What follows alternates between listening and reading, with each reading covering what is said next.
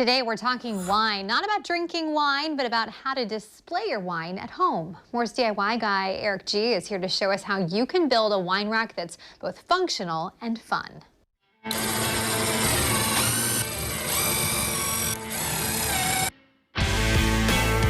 I really needed to come up with something to store wine in my house. I have a pretty good collection, but I had to figure out how to put this all together to get it out of boxes, and so I had less clutter in the house, so I decided to build this wine rack.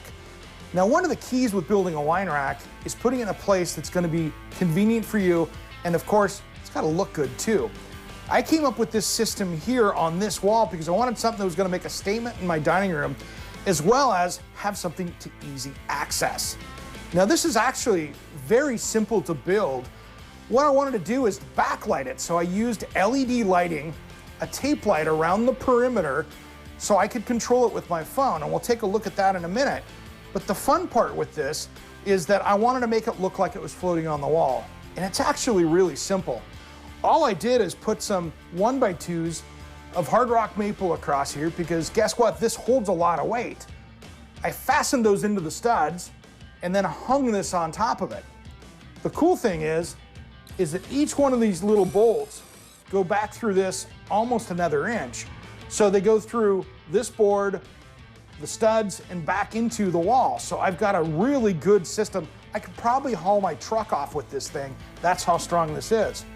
And so once that I laid this out with the provided instructions, which are really nice, they actually laid this plan out for me.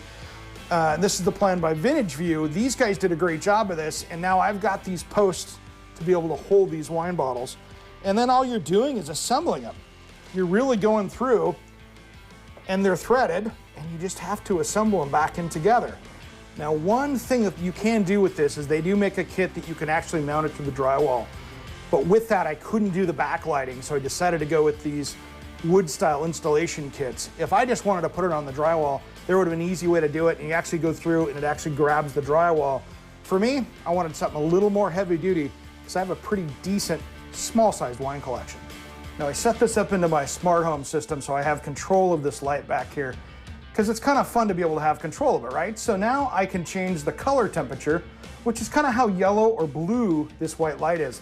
That's at 2700 Kelvin, and I can adjust it just about infinitely here and take it really blue and go to 6500 Kelvin and make it a bright refrigerator office white light.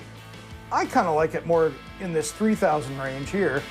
And then if I want to, I can turn it on and turn it off whenever I want to. So I can actually program this to turn off when I go to bed and turn on in the morning. And guess what? It's not using really virtually any power, but I'm not wasting it either. And now you've got the right mood lighting for your wine rack. Now we've got a wine rack that's completely done where we can enjoy it. Now, some of the rules with wine that you need to keep under control is heat. Heat is the enemy of wine. I put this on a wall that's exterior, but it's the cool wall. No sun hitting the back of it. Now, the last place you want to put this is over the top of a refrigerator or next to any other heat source of an appliance, or even next to a heat duct. That way, you don't cook the wine, and it's there for you to look at and enjoy. And you can catch Eric G's Around the House radio show from noon to 2 p.m. each Saturday on 860 The Answer.